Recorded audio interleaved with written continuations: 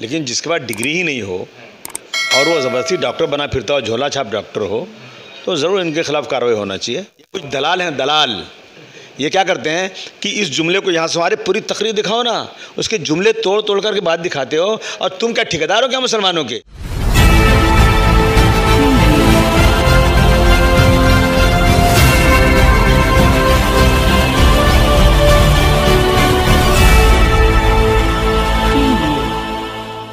IBN news 24/7 में आपका स्वागत है दोस्तों। मैं हूं सलमान शेख।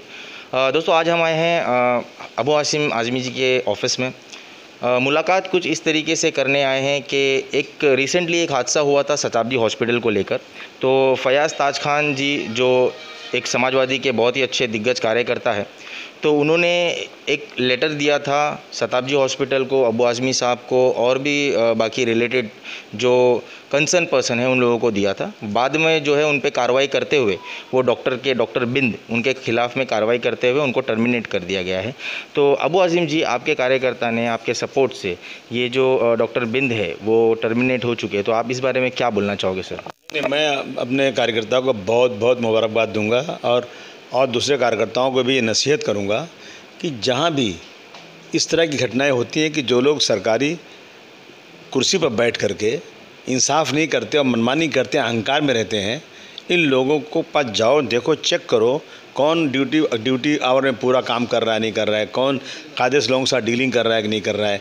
देखिए, हम सारे अधिकारियों का बहुत बहुत हम उनका धन्यवाद करते हैं, उनका रिस्पेक्ट करते हैं, लेकिन उसी के साथ साथ जो व्यक्ति वहाँ बैठकर अहंकार करे और बदतमीज़ी की बात करे और बात नहीं सुने अच्छी तरह से, ऐसे लोगों को हम सबक सिखाते हैं। और मुझे इस बात की खुशी है कि हमारे साथी ने सबक सिखाया और वो टर्मिनेट हुआ वहाँ पे। मैं इनको लेके आने वाला था हेल्थ मिनिस्टर के पास और चीफ मिनिस्टर के पास कि देखिए ऐसी चीज़ें हो रही हैं, लेकिन चले इन्होंने अपने बलबूते पर ये काम कर लिया। मैं इनको बधाई देना चाहता हूँ। बहुत शुक्रिया सर। एक सवाल ऐसा भी है, यहाँ के लोकल जो इलाके के लोग हैं वो लोग कुछ परेशान हाल इस तरीके से है कि जैसे नर्सिंग होम्स, आपको तो पता होगा सर, जितने प्राइवेट नर्सिंग होम्स चल रहे हैं उसमें से बहुत सारे इलीगल है, बहुत सारे लीगल है। इनके खिलाफ़ में भी ताज सर ने जो है वो आवाज़ उठाई है, फयाज़ ताज सर ने। तो आप मतलब इस चीज़ में कहाँ तक सपोर्ट करने वाले हो उनको? नहीं, देखिए, ऐसा है ना कि इलीगल मतलब अगर कोई छोटी सी जगह में नर्सिंग होम चला रहा है, उसका डिग्री पूरी है, कायदे से कर रहा है, तो हम ऐसे लोगों के खिलाफ़ ज़्यादा नहीं बोलते हैं। लेकिन जिसके पास डिग्री ही नहीं हो और वो ज़बरदस्ती डॉक्टर बना फिरता हो, झोला छाप डॉक्टर हो, तो ज़रूर इनके खिलाफ़ कार्रवाई होना चाहिए। और हमें ज़रूर देखना चाहिए, क्योंकि पिछले दिनों एक जाकिर हुसैन नगर में भी एक डॉक्टर ने इसके इंजेक्शन लगा दिया, आदमी की मौत हो गई। जब चेक किया गया तो डॉक्टर ही नहीं था। तो इस तरह की चीज़ों पर तो हम पूरा फुल सपोर्ट करेंगे और हम लोग खुद ये काम कर रहे हैं। सर एक सवाल यूपी से आपसे पूछना चाहूँगा। यूपी में आपने इस तरीके का क्या बयान दे दिया? मैं और मुसलमानों के खिलाफ ऐसा एक प्रोपेगेंडा चला जा रहा है। नहीं, ऐसा है ना कि मेरा मकसद राजनीति नहीं है, मेरा मकसद है सेवा। मैं MLA बना हूँ ना, तो इसमें मेरा कोई फ़ायदा ज़ाती नहीं है, बल्कि मेरा कई लाख महीने का खर्चा है। आगे चेक कर लो, मैं 1 रुपया लेता नहीं कभी ज़िंदगी में, लोगों को मदद करता हूँ। और ऐसा है कि आज उत्तर प्रदेश में इलेक्शन होने वाला है 2022 का। उस इलेक्शन में BJP को हराना है। क्यों हराना है? हमारी कोई ज़ाती दुश्मनी नहीं है, लेकिन आप देख रहे हैं कि ये हिंदू और मुस्लिम को लड़ा रहे हैं और इनके पास कुछ इशू नहीं है। ये देखिए आपने कि गंगा सफाई करने गए थे हमारे प्रधानमंत्री जी, कहे मैं आया नहीं हूँ, गंगा मैया ने मुझे बुलाया है। उस गंगा मैया जिसने बुलाया था, उस गंगा मैया की आपने क्या कर दिया? सफाई के बजाय आप उसमें लाशें सड़ रही हैं, कुत्ते खा रहे हैं उसको। लोग साइकिल पर अपने मुर्दों को ले जा रहे हैं, एम्बुलेंस नहीं है। ऐसे में मैं देख रहा हूँ कि BJP को हराने के बाद अगर अब मैं जा रहा हूँ तो क्या लोगों का ज़बरदस्त तरह से वेलकम है। क्या लोग, आप देखिए वीडियो देखिए, आप जिस शहर में जा रहा हूँ लोग आ रहे हैं। और ये सुनिश्चित होता जा रहा है, जितना दौरा मैं कर रहा हूँ, अखिलेश जी तो कर ही रहे हैं, तो नेता हैं, मेरे जैसा कार्यकर्ता जाकर उत्तर प्रदेश में जितना दौरा कर रहे हैं ना, उसमें बिल्कुल समाजवादी पार्टी का बिल्कुल पारा ऊपर आता जा रहा है। और मुझे 99.9%, मैं 100% बोलूँगा तो खुदा भी दावा हो जाएगा, मुझे भरोसा होगा कि BJP अब की बार समाजवादी पार्टी हराएगी। अब कुछ लोग बेचारे परेशान हैं, अब उनको मैं क्या कह सकता हूँ, परेशान है कि कैसे अबू आसिम को डाउन किया जाए। अबू आसिम डाउन होगा तो BJP जीतेगी। कुछ लोग कहते हैं, मेरे पास वीडियो है कि शरीयत में, कुरान में कहा गया है कि अपना लीडर बनाओ और अपने लोगों को वोट दो। क्या मतलब है? ये देश सेकुलर है। अगरचे कोई व्यक्ति अपनी बात करता है, जैसे आरएसएस करती है, तो मैं उसके मुखालिफ हूँ। और कोई भी तंजीम, कोई भी ज़ात बिरादरी हो जो इस देश में सांप्रदायिक हो, फ़िरका परस्त हो, मैं दोनों फ़िरका परस्त के ख़िलाफ़ हूँ। मैं कहते हैं नेता लीडर, मुस्लिम लीडर बनाना है। अरे मैं तो हूँ ना मुस्लिम लीडर। मैं 6 साल तक राज्यसभा में कानून बना चुका हूँ। मैं पिछले तीसरा टर्म मेरा है, मैं महाराष्ट्र में कानून बना रहा हूँ। जब कहीं भी कुछ होता है कौन नज़र आता है? मुंबई के फसादात में कौन था? मैं था कि नहीं था? जब मुजफ्फरनगर में फसाद हुआ 3 बार मैं गया, जितना पैसा मेरे से दस्ता था मैं देकर आया। जब मालेगांव में फसाद हुआ कौन गया था? मैं गया था। ख्वाजा यूनुस को मारा गया तो कौन मुकदमा लड़ रहा, कौन मेहनत कर रहा? मैं कर रहा हूँ। अगर चाहे परभनी में कोई लड़के पकड़े गए तो कौन गया था रोकने के लिए? मैं गया था। औरंगाबाद में कौन गया था? मैं गया था। कितना कह रहा हूँ मैं आपको? इस महाराष्ट्र में या कहीं भी कुछ ज़रूरत पड़ती है मैं जाता हूँ। आसाम में फसाद हुआ था, मैंने नेताजी से बात किया, बदरुद्दीन अजमल साहब मुझे बोले 50 लाख रुपए हमने बंटवाया। मालेगांव में 50 लाख रुपए हमने बांटा उन लोगों को जो बेचारे जो शहीद हुए उनके परिवारों को। मैं कर रहा हूँ। अब कुछ लोग बेचारे मेरे बयान को, आप देखिए एक बयान है ना, एक जुमला है, रोको, कॉमा लगा दो, मत आने दो। मतलब क्या? उसको मत आने दो। फिर अब जो ये कॉमा जो है ना, रोको मत आने दो, तो बात हो गई, मत आने दो, आने दो। तो ये लोग क्या करते हैं? ये कुछ दलाल हैं, दलाल। ये क्या करते हैं कि इस जुमले को यहाँ से हमारे पूरी तकरीर दिखाओ ना, उसके जुमले तोड़ तोड़ करके बात दिखाते हो। और तुम क्या ठेकेदार हो क्या मुसलमानों के?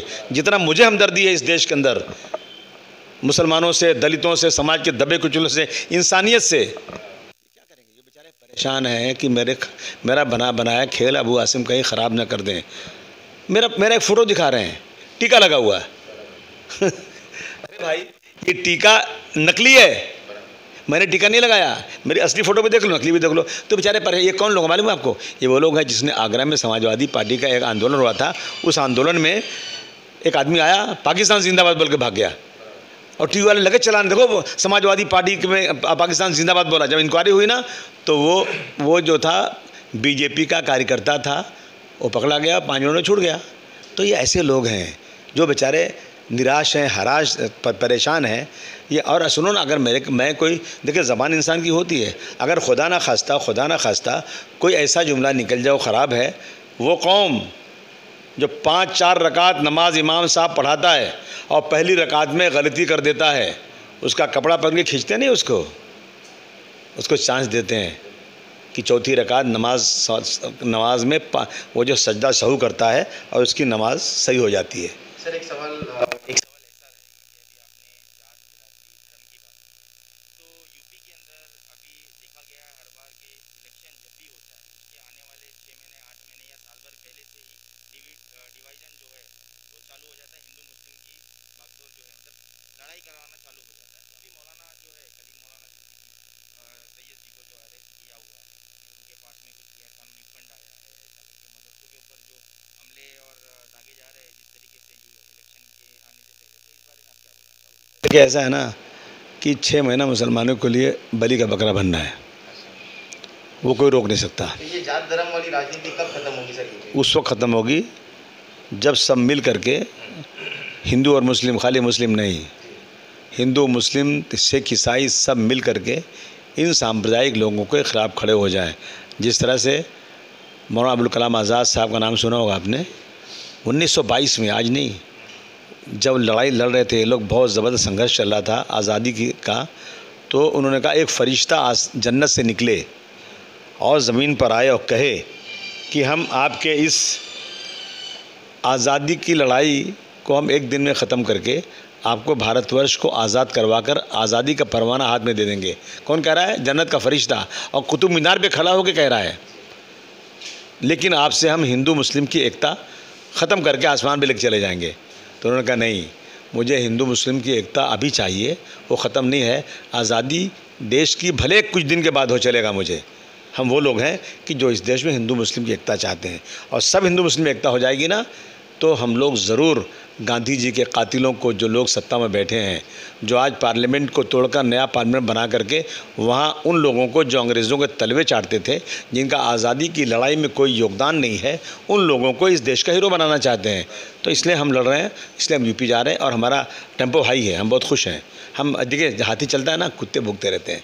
अगर हाथी मुड़ के देखे ना कुत्ते तो उसी में फंस जाएगा। हम चलते रहते हैं, जिसको जो कहना हो कहे, लेकिन हमारा कैरेक्टर बिल्कुल सही है जी।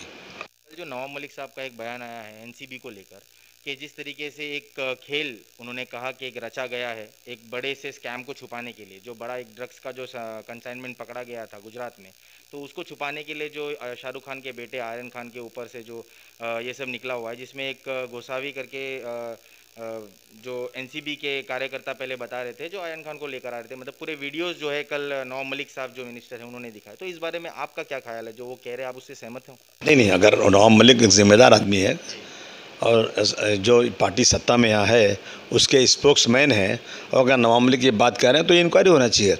और अगर सचमुच ये जो है बीजेपी का या किसी का कार्यकर्ता इनके क्या नाम इनका है, आर्यन खान, शाहरुख खान के बेटे को वो पकड़ रहा है, वो ला रहा है, तो 100% कार्रवाई होना चाहिए। क्या बदतमीज़ी है, ये कौन होता है?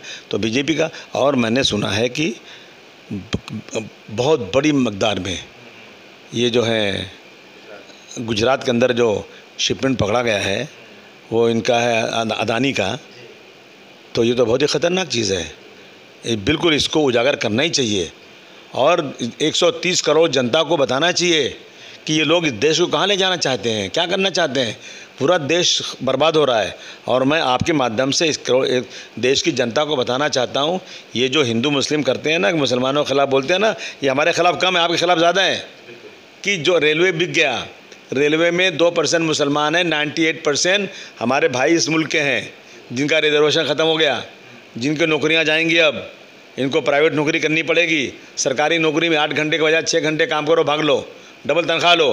किसकी नौकरी है, किसका नुकसान हो रहा है? होश में आ जाइए, भारतवर्ष को बचाइए। बहुत शुक्रिया। ये थे अबू आज़मीन जी हमारे साथ में, साथ ही फयाज ताज जी भी हमारे साथ में मौजूद है। सर, अभी जिस तरीके से जो आपने एक नया मुद्दा उठाया है, जो प्राइवेट नर्सिंग होम्स के बारे में आपने जो कहा कि मतलब जैसे ये हॉस्पिटल का जो डॉक्टर है डॉक्टर बिंद, इनके खिलाफ़ में जो कार्रवाई हुई है, तो ये नर्सिंग होम्स के बारे में भी जो आप कार्रवाई करने शुरू कर रहे हो, तो इसमें आप क्या बोलना चाहोगे आगे? मैं इसमें यही बोलना चाहूँगा, जो आसिम भाई ने अभी आपके सामने कहा कि जिनके पास डिग्री भी नहीं है और जो झोला छाप डॉक्टर लोग हमारे यहाँ घूम रहे हैं, जैसे बीच में जाकिर हुसैन नगर का इंसिडेंट हो गया था, तो ऐसे लोगों के ऊपर हम लोग इंशाल्लाह 100% कार्रवाई करेंगे। बहुत शुक्रिया। ऐसे ही तेज़ तरह खबरों के लिए देखते रहिए IBN न्यूज़ 24/7। कैमरामैन तैयब के साथ में सलमान शेख, हमेशा आपके साथ। धन्यवाद। और भी लेटेस्ट वीडियोस के लिए लाइक कीजिए, सब्सक्राइब कीजिए और बेल के आइकन को दबाना ना भूलिए।